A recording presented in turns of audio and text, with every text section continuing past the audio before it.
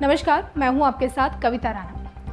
अप्रैल से जून के क्वार्टर में भारत की जीडीपी -23.9% गिर चुकी है। वामपंथियों के लिए एक तरह से दिवाली आ गई है। ज्ञान के सारे चक्षु खुल चुके हैं और ज्ञान की उकाई कर सोशल मीडिया पर घिनाए पड़े हैं। इससे पहले कि हम आगे बढ़ें, आपको देश को दो प्रमुख अर्थशास्त्रियों के ट्वीट को गौर से देखना और सुनना चाहिए। देखिए, सबसे पहले सुरजीत भल्ला, जो बिजनेस टुडे की रिपोर्ट को मिसलीड करने वाला बता रहे हैं, और दूसरे में एस गुरुमूर्ति, जो Q2 की जीडीपी की रिपोर्टिंग पर ही अब सवाल खड़े कर रहे हैं। अब यहाँ हम आपको बताते हैं भारत की जीडीपी, उपभोक्ता यानी कि हम जितना कंज्यूम करते हैं, जो निवेश देश में आता है, जो सरकार खर्च करती है, और निर्यात और आयात में जितना अंतर होता है।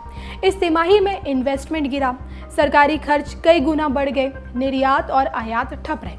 अब अप्रैल से जून के बीच यानी कि इन 91 दिनों में तकरीबन 60 दिन पूरी तरह से ये कामकाज ठप रहा, क्योंकि देश में लॉकडाउन लागू था। ना ही कोई फैक्ट्री खुली, ना ही कोई प्रोडक्शन हुआ। जीडीपी का तकरीबन 53% हिस्सा सर्विस सेक्टर का है और दूसरा बड़ा योगदान इंडस्ट्रियल सेक्टर का है। लेकिन लॉकडाउन के दौरान इन दोनों ही मेजर सेक्टर में कोई काम नहीं हुआ, और जो लोग घर में बैठकर ज्ञान छोड़े बैठे थे कि सरकार लॉकडाउन क्यों नहीं लगा रही है, सरकार सब कुछ बंद क्यों नहीं कर रही है, वही लोग आज सरकार से सवाल पूछ रहे हैं कि जीडीपी धड़ाम हो गई है। कुछ लोग दांते और मुंह निपोर निपोर कर बता रहे हैं कि हाय, अब तो अकाल पड़ने वाला है, नौकरियां गई, अब गई तब गई। और इसको लेकर अर्थशास्त्री एस गुरुमूर्ति ने ट्वीट कर कहा, मैं हैरान हूँ जिस तरह से दूसरे क्वार्टर जीडीपी के बारे में रिपोर्टिंग की जा रही है। सबसे बुरा दौर, इकोनॉमी आईसीयू में है। सच ये है कि देश ने काम करना बंद कर दिया था, जिससे कोई प्रोडक्शन नहीं हुआ, कोई इनकम नहीं हुई, कोई खर्च नहीं हुआ। यदि देश में सिर्फ कमाई होती और खर्च नहीं होते, तब ये कहा जा सकता था कि अर्थव्यवस्था गिर गई है। ये ऐसा है कि काम नहीं किया तो पैसा नहीं मिला। अनपढ़ मीडिया। इसी से मिलता जुलता ट्वीट सुरजीत भल्ला ने किया, आपदा ने मोटिवेटेड पत्रकारिता पर असर डाला है। कोई भी फेक न्यूज वाले प्रोपेगेंडा से नहीं डर रहा।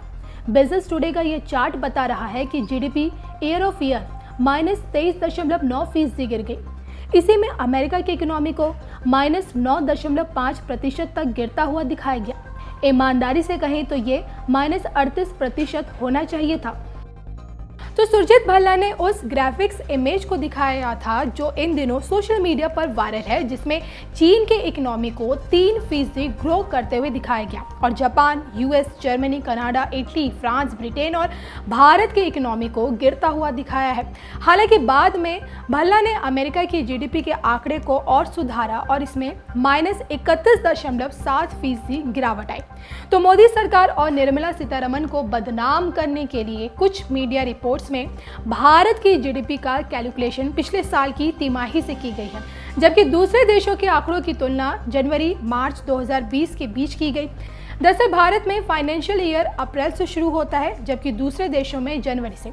अगर सभी देशों की जीडीपी की तुलना पिछले साल की जीडीपी से करें तो अमेरिका की जीडीपी सबसे ज़्यादा 33% गिर गई, और उसके बाद कनाडा की जीडीपी 38% गिर गई, जर्मनी की 34% और जापान की 27% गिर गई। यानी एशिया में भारत दूसरा सबसे बेहतरीन इकोनॉमी बना रहा है।